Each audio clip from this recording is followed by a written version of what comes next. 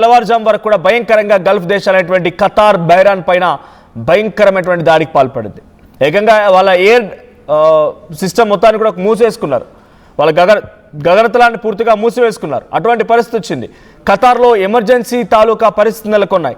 బహ్రెయిన్లో కూడా ఎటువంటి మాదిరిగానే సిచ్యువేషన్ నెలకొంది. ఇవన్నీ చూసిన తర్వాత సుమారుగా 85 మిలిటరీ క్యాంప్స్ గల్ఫ్ కంట్రీస్లో, బహ్రెయిన్లో, ఖతార్లో ఉన్నటువంటి 85 మిలిటరీ క్యాంప్స్ పైన ఇరాన్ అటాక్ చేసింది. 85 మిలిటరీ క్యాంప్స్ని తిప్పికొట్టి, అంటే ఆ మిసైల్స్ని, ఆ డ్రోన్స్ని తిప్పికొట్టే క్రమంలో ఇటు ఖతార్ అండ్ బహ్రెయిన్ కూడా చాలా శ్రమించాల్సి వచ్చింది. చిన్న చితగా ఆ డ్రోన్లు, మిసైల్ పడడంతో ఒక భయంకరమైనటువంటి వాతావరణం అయితే ఖతార్ నెలకొంది. ఇప్పుడు ఇక దాడి మొదలు పెట్టాడు డొనాల్డ్ ట్రంప్. ఇరాన్పై మళ్ళీ అటాక్ తీవ్రతని పెంచేశాడు.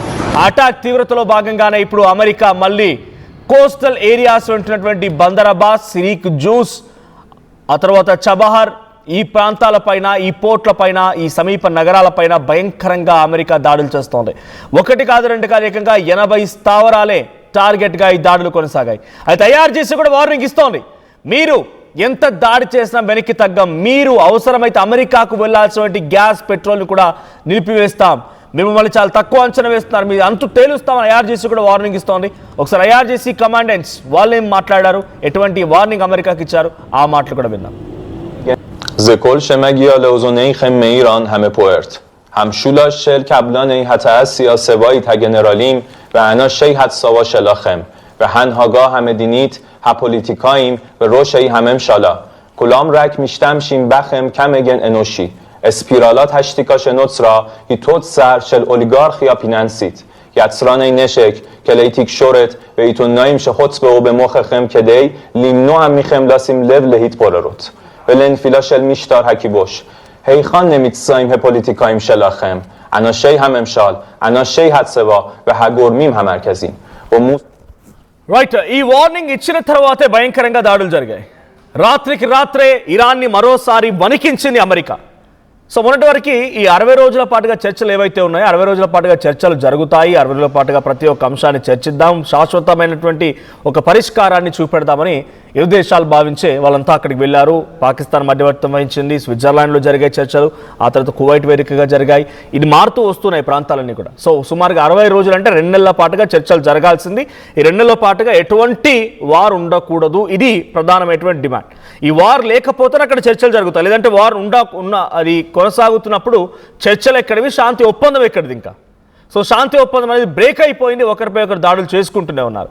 సో ఒకసారి డొనాల్డ్ ట్రంప్ కూడా వార్నింగ్ ఇచ్చారు.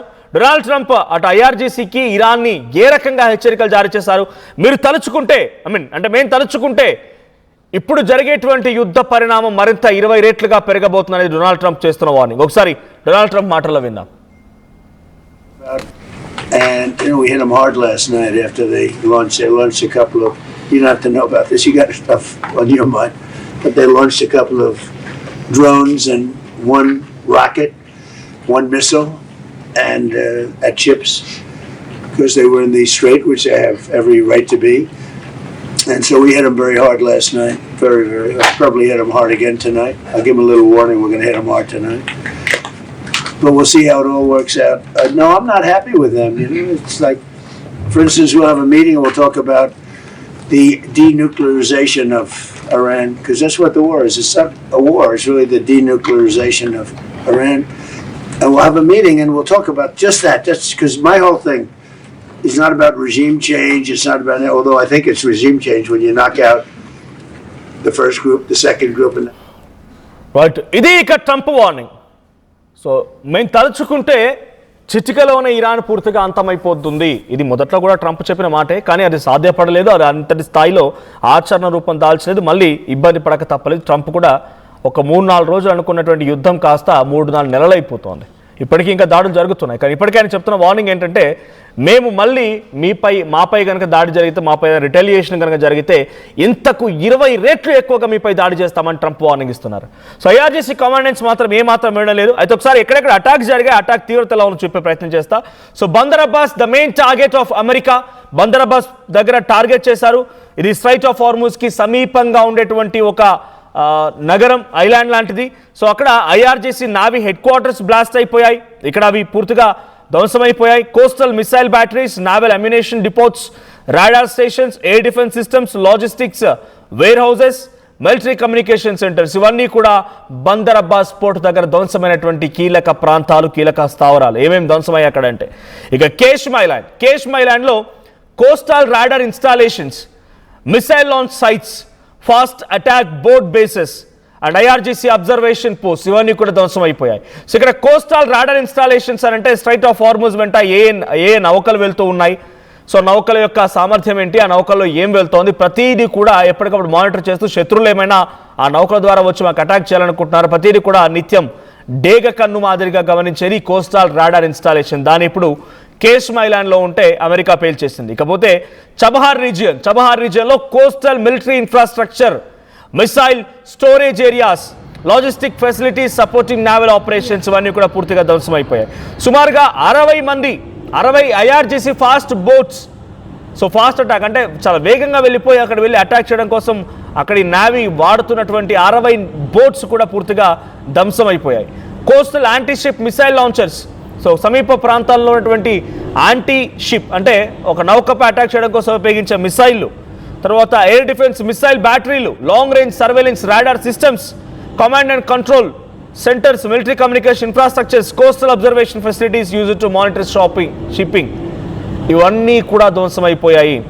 డ్యామేజ్ సంబంధించి ఇప్పుడు అక్కడ చూస్తే ఆ డ్యామేజ్ తీవ్రత కేవలం జరిగినటువంటి డ్యామేజే సుమారుగా 20,000 కోట్ల పైచిలుకు, 20,000 కోట్ల పైచిలుకు అంటే ఎంతటి స్థాయిలో దాడి జరిగింది అర్థం చేసుకోండి. 80 మిలిటరీ లొకేషన్స్ లో అటాక్ జరిగింది, 60 బోట్స్ ధ్వంసం అయిపోయాయి. ఇంకా చాలా ప్రాంతాలు ఎక్కడెక్కడైతే వాళ్ళ నావీ వాళ్ళకి సంబంధించినటువంటి కోస్టల్ రాడార్ డిఫెన్స్ సిస్టమ్ని కానీ, ఎయిర్ డిఫెన్స్ సిస్టమ్ కానీ, మిసైల్ స్టోరేజ్ ఫెసిలిటీస్ని కానీ, డ్రోన్ స్టోరేజ్ ఫెసిలిటీస్ని కానీ అటాక్ చేసి అమెరికా మళ్ళీ ఇరాన్కి చావు దెబ్బ కొట్టిందని చెప్పాలి. ఒకసారి మళ్ళీ ఆ విజువల్ చూద్దాం. సో ఏదేం జరిగినా ఇరాన్ అమెరికా మధ్య మళ్ళీ భయంకరమైనటువంటి యుద్ధం అయితే రాత్రి నుంచి జరుగుతోంది. ఇక శాంతి చర్చలు లేవు, పీస్ టాక్స్ లేదు, ఏమీ లేదు, అంతా అయిపోయింది. ఇక కేవలం యుద్ధం మాత్రమే. ఇది మరింత తీవ్రతరం అవుతోంది అన్నప్పుడల్లా డెఫినెట్గా ప్రపంచ దేశాలు గుండెని మరోసారి ఎలా ఒక నిబ్బరం చేసుకోవాల్సిన పరిస్థితి. ఎందుకంటే మళ్ళీ అక్కడ యుద్ధం జరుగుతున్న సిచ్యువేషన్లో మన దగ్గర ఒక బిగ్గెస్ట్ బ్లాస్టింగ్ లాంటి పెట్రోల్ ప్రైస్ని హైక్ చేయడమో, గ్యాస్ అవైలబిలిటీ మళ్ళీ ఇరకాటంలో పడడమో, ఏదో ఒకటి ఒక ఆందోళన ప్రపంచవ్యాప్తంగా కనిపిస్తూనే ఉంటుంది. మరి మళ్ళీ యుద్ధం మొదలైందంటే ఈసారి ఈ పర్యావసనాలు ఎటువంటి విధంగా పడతాయి, దేశాలపైన ఏ రకమైన ప్రభావం చూపిస్తాయి, మరి ముఖ్యంగా భారత్పై ఎటువంటి ప్రభావం ఉంటుందో చూడాలి మరి.